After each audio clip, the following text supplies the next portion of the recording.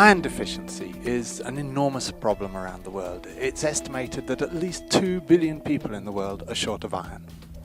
Now, why does that matter? Well, I think you all know that iron is essential for hemoglobin, for transporting oxygen around the body, for many enzymes, and particularly for development and functioning of our brain. So to be short of iron can be a serious issue, particularly for the poorest people in the world and the young ones, children, as they're developing that brain. What can we do about that? Well, we thought it was simple. Iron supplements are incredibly cheap, so we should just get out there and give iron as tablets or syrups or in fortified food to these mothers and children, and everything will be well. Unfortunately, life's not quite so simple as that. And a number of very large recent studies that have given iron supplements to children have discovered that these children have a serious excess of adverse events. Indeed, an increase in the number of deaths. Why should this happen? Well, we're pretty certain that it's because for hundreds of thousands of years there's been a battle between we humans and the bugs, the microbes that like to invade us, for this one nutrient, iron. We both need it and we fight over it.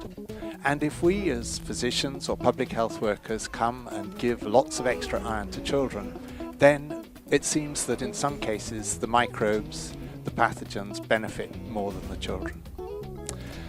So, we're to some extent back to base. What can we do about this? Well, there is help on the horizon.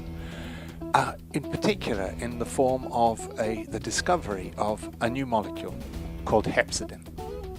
Now, you'll almost certainly be familiar with insulin and how it controls glucose, but most of you won't have heard about hepcidin. Well, hepcidin is, as to iron, what insulin is to glucose. It's an incredibly clever little molecule, and we think it's going to help us to understand how and when to give iron. It's the conductor of the orchestra as to how iron is moved around in the body.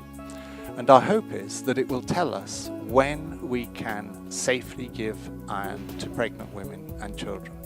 So what we're currently trying to do is to use this new molecule as the basis of a test, a very cheap test on a little piece of paper that would allow us either to use a urine sample, a plasma sample, or a saliva sample, so we could test children before giving them iron and decide which ones and when it was safe to give iron to.